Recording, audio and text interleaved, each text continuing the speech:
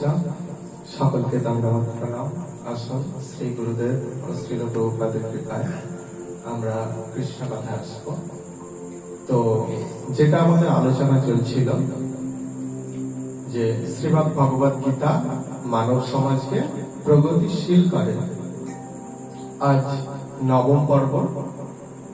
তো শ্রীমদ্ ভগবত গীতা আমরা জানি যে স্বয়ং ভগবান শ্রীকৃষ্ণের মুখ নিঃসৃত বাণী।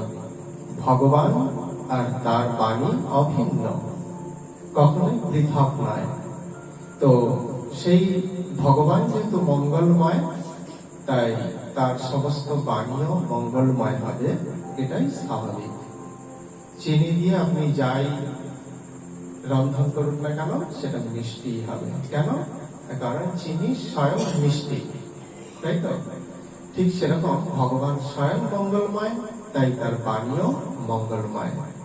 সমাজকে প্রগতিশীল ছাড়া আর কখনোই স্থবির করতে পারে না। তো আমরা সেই সম্পর্কে আলোচনা করব যে কৃষ্ণ শাখা অর্জুন যখন সমাজ ধ্বংসকারী, দুরাচারী, অধার্মিক দুর্যোধন ও তার সমর্থকদের আত্মীয় মনে করে তাদের বিরুদ্ধে যুদ্ধ করবেন না বলে স্থবির দশাপ্রাপ্ত হয়েছিলেন, তখন ভগবান শ্রীকৃষ্ণ অর্জুনকে এই স্থবির দশা থেকে মুক্ত করে ধর্মের রাজ্যে প্রগতিশীল করার জন্য যে সকল উপদেশ প্রদান করলেন, সেই সকল উপদেশের প্রথম ধাপ হল নিজের প্রকৃত পরিচয় জানা। আমাদের জীবের, আমরা যে আধ্যাত্মিকতার জীবন বেছে নিই, তো সেই আধ্যাত্মিক জীবনের প্রথম ধাপ হল নিজের পরিচয় জানা। নিজের পরিচয় না জানলে আমরা কখনোই সেই পরমেশ্বর ভগবানকেও জানতে পারব না। সেই জন্য ভগবান শ্রীকৃষ্ণ গীতার প্রথমেই যখন মুখ খুললেন, তখন অর্জুনকে জানালেন, তুমি কে, তোমার প্রকৃত পরিচয় কি। আজ আমাদের এইটাই জানা প্রয়োজন, আমরা সেটা জানি না। অর্জুনকে উপলক্ষ করে সমস্ত জগৎকে এই কথা বললেন। সংসারবদ্ধ জীব সর্বদাই মোহগ্রস্ত হয়ে তার জড় দেহজাত ব্যক্তিগণকেই প্রকৃত আত্মীয় বলে মনে করে থাকেন, আর দেহজাত নন এমন ব্যক্তিকে অনাত্মীয় বলে মনে করে থাকেন। কারণ জীব তার প্রকৃত পরিচয় সম্পর্কে তখন একেবারেই অনভিজ্ঞ হয়ে যায়, জড় জগতের সংস্পর্শে জড় দেহ ধারণ করে। আমরা প্রত্যেক জীব যে চিন্ময় ও সনাতন আত্মা, এই নিত্য পরিচয়টি আমরা বদ্ধ দশায় ভুলে যাই, আর নশ্বর দেহটাকেই আমরা আমাদের প্রকৃত স্বরূপ বলে মনে করি। তাই দেহের সুখের জন্যই আমরা সর্বাধিক যত্নশীল হই, আত্মাকে ভুলে যাই যে আমি চিন্ময় ও সনাতন আত্মা। তাই আত্মার উন্নতির জন্য বিন্দুমাত্র প্রচেষ্টা আমরা করি না, আর দেহটাকেই মনে করি এটাই আমি।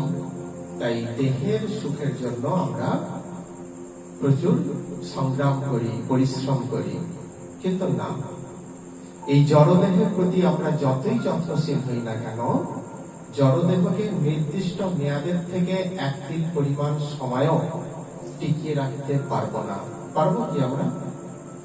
এই জড়দেহের যতই আমরা যত্ন নিই, নির্দিষ্ট মেয়াদ যেটা আমাদের এই পৃথিবীতে দেহ ধারণ করে, সেই মেয়াদের একদিন পরিমাণ বেশিও আমরা এই দেহটাকে ধরে রাখতে পারবো না। এই জড়দেহ একদিন বিনষ্ট হবেই হবে। কিন্তু আমরা চিন্ময় ও সনাতন আত্মারূপে নিত্য বিরাজমান, নিত্যকাল জীবিত থাকবো, নিত্যকাল। কেন? যার জন্ম হয় তারই মৃত্যু হয়, দেহের জন্ম হয় তাই দেহের মৃত্যু হয়, কিন্তু আত্মার জন্ম হয় না, তাই আত্মার কখনো মৃত্যুও হয় না। তাই অনাদিকাল ধরে আমরা আত্মারূপে জীবিত। শ্রীমদ্ ভগবত গীতা আমাদের সেই শিক্ষাই প্রদান করছেন। আমাদের দেহে যেমন ক্রমান্বয়ে কৌমার, যৌবন, জরা এসে উপস্থিত হয়, তেমনি আত্মা এক দেহ থেকে এক দেহ পরিত্যাগ করে আর এক দেহ প্রাপ্ত হয়। ভগবান শ্রীকৃষ্ণ দ্বিতীয় অধ্যায়ের 13 নম্বর শ্লোকে বলছেন, দেহিন অস্মিন যথা দেহে কৌমারম যৌবনম জরা তথা দেহান্তর প্রাপ্তি ধীরস্তত্র ন মুচ্যতি।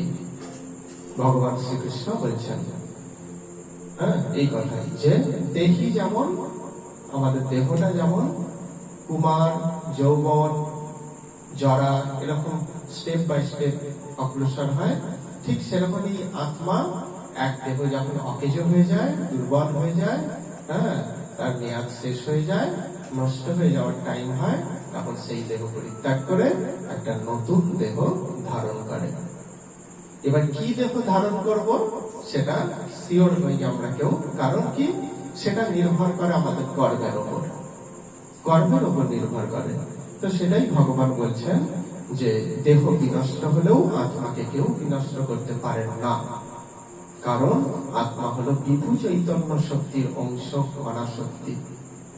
বিভু চৈতন্যের অংশ আমরা প্রত্যেকটা জীব কি কণা শক্তি, তারই অংশ কণা আমরা। আর শক্তিকে কেউ কখনোই বিনষ্ট করতে পারে না। ভগবান শ্রীকৃষ্ণ সেই কথা বলছেন দ্বিতীয় অধ্যায় 17 নম্বর শ্লোকে। কি বলছেন? বিনাশ মব্যয়স্য ন কশ্চিৎ কর্তুমর্হতি।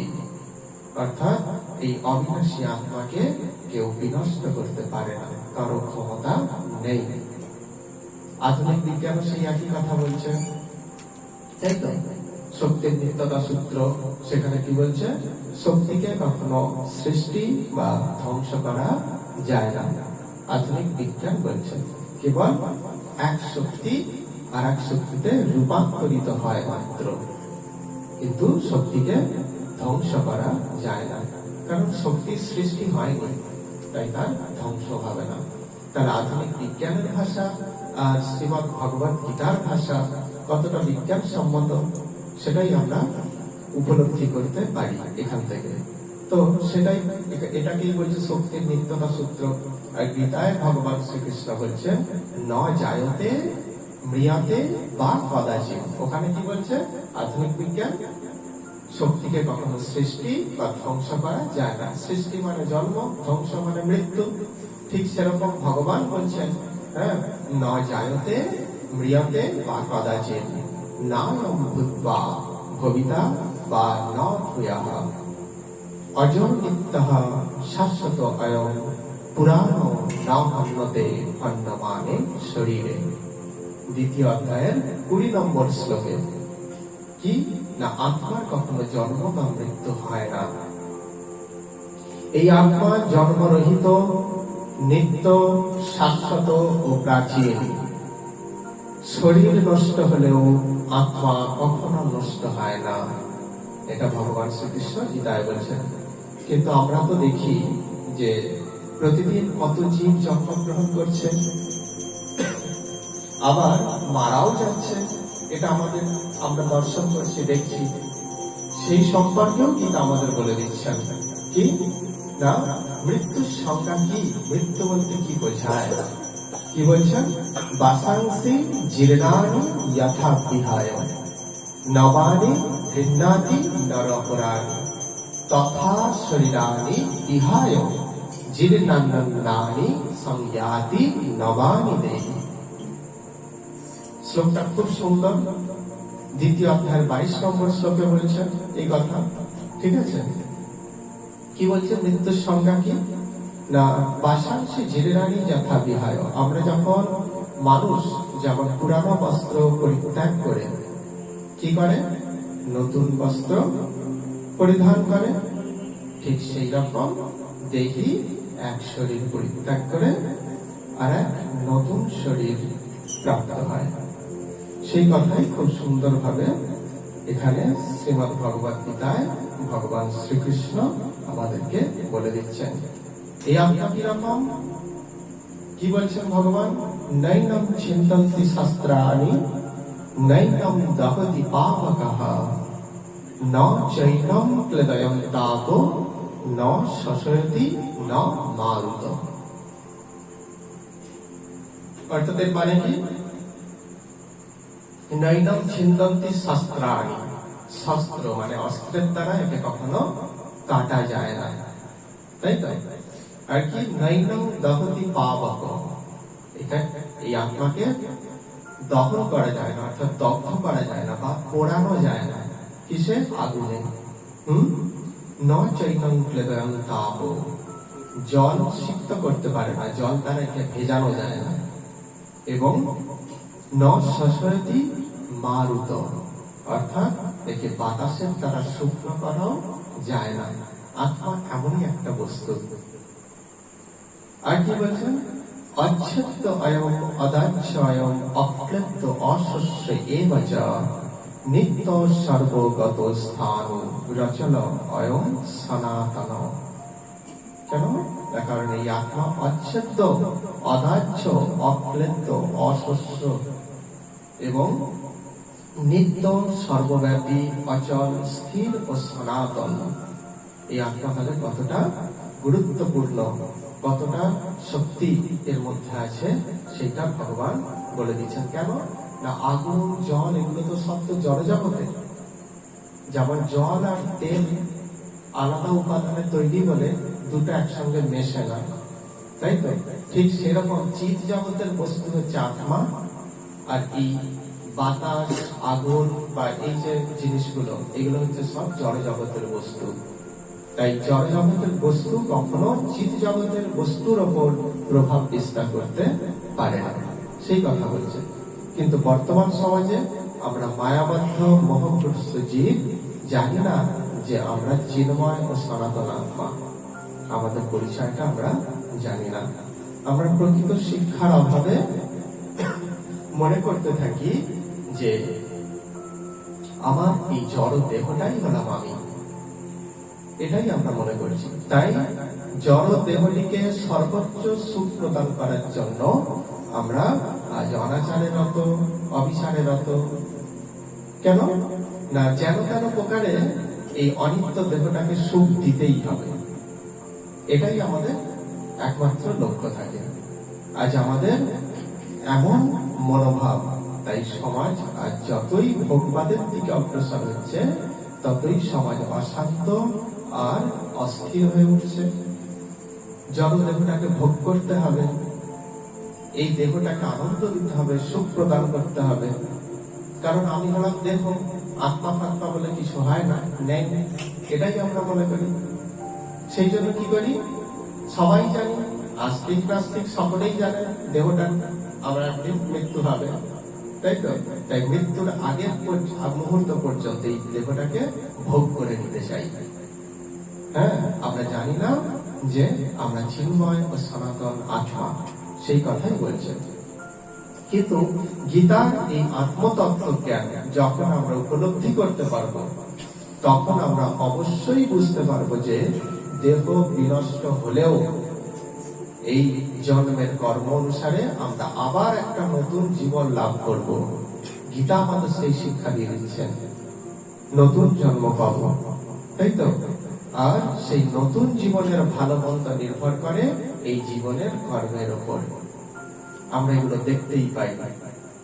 হ্যাঁ, একই দিনে কত মানুষ জন্মগ্রহণ করছে, কিন্তু সবার ভাগ্য কি এক হচ্ছে?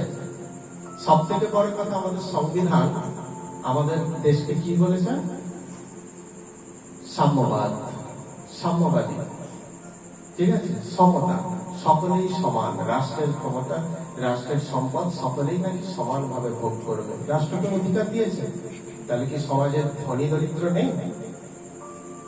রাষ্ট্র সাম্যবাদ, রাষ্ট্রের চোখে সবাই সমান, রাষ্ট্রের সম্পদ সবাই সমান ভাবে গ্রহণ করতে পারবে।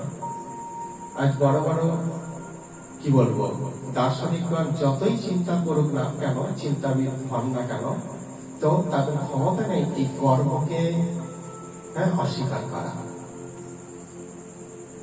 সাম্যবাদ প্রতিষ্ঠিত হলেও সমাজে দেখুন কেউ সুখী, কেউ দুঃখী, কেউ ধনী, কেউ দরিদ্র আছে কিনা?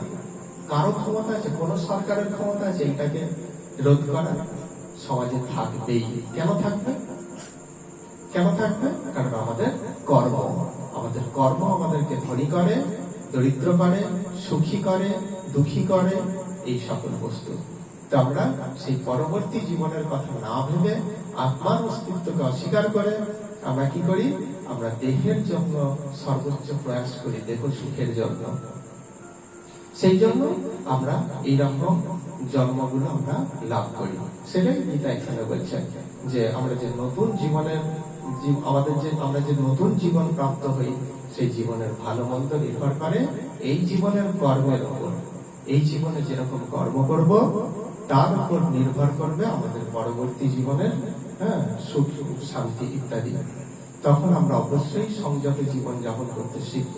আমরা যখন জানবো যে আমরা আমাদের দেহ নই, আমরা আত্মা, আমাদের কর্মের ফল পরবর্তী জীবনে ভোগ করতেই হবে বা পরবর্তী কালে ভোগ করতেই হবে, তখন অবশ্যই আমরা সংযত জীবন যাপন করতে শিখব। গীতা আমাদের এই শিক্ষাই প্রদান করে, সংযত জীবন যাপন পালন করা।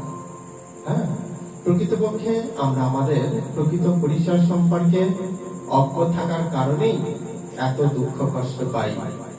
সমাজ অনাচার অবিচারের গণ্ডিতে আবদ্ধ হয়ে স্থবির হয়ে পড়ে, আনন্দের রাজ্যে প্রগতিশীলতা হারিয়ে ফেলে। কিন্তু শ্রীমদ্ ভগবত গীতা আমাদের প্রকৃত পরিচয় প্রদান করে মানব সমাজকে প্রগতিশীল করতে চায়। তাই সবার প্রথমে আমাদের কি জানা প্রয়োজন? যারা আমরা আধ্যাত্মিক ভক্তি অনুশীলনের যারা অংশগ্রহণ করছি, আমাদের ভক্তি জীবনের প্রথম স্তরই হলো নিজেকে চেনা, যে আমরা পরমাত্মার অংশকণা রূপে আমরা প্রত্যেকেই চিন্ময় ও শাশ্বত আত্মা। আত্মা এবং পরমাত্মার মধ্যে কানেকশন বা যোগসূত্র স্থাপন করাটাই হচ্ছে আমাদের একমাত্র লক্ষ্য হওয়া উচিত। এইটাই গীতা শিখিয়ে দিচ্ছে। তাই যখনই আমরা চিনতে শিখবো যে আমরা আত্মা এবং মৃত্যুর পর আমরা আমাদের কর্ম অনুযায়ী আমরা জীবন লাভ করবো বিভিন্ন রকমের, তখন কি হবে? মানুষ সুন্দর জীবন যাপন করতে অভ্যস্ত হবে। আর যখন সমাজে মানুষ সুন্দর জীবন যাপন করতে অভ্যস্ত হয়, সুন্দর জীবন যাপনের দিকে অগ্রসর হয়, তখন সমাজও কি হবে? সমাজও সুন্দর হবে। এইটাই হচ্ছে গীতার বক্তব্য। তাই শ্রীমদ্ ভগবত গীতা কখনোই মানব সমাজকে স্থবির করতে চায় না, মানব সমাজকে প্রগতিশীল করে। কোন দিকে? আনন্দের রাজ্যে প্রগতিশীল করে। এটাই আমাদেরকে জানতে হবে এবং উপলব্ধি করতে হবে। তো আজকের পাঠ এখানে বিশ্রাম। হরে কৃষ্ণ। সকলকে ধন্যবাদ প্রণাম। বাঞ্ছাকল্পতরুভ্যশ্চ কৃপা সিন্ধুভ্য এব চ পতিতানাং পাবনেভ্যো বৈষ্ণবেভ্যো নমো নমঃ।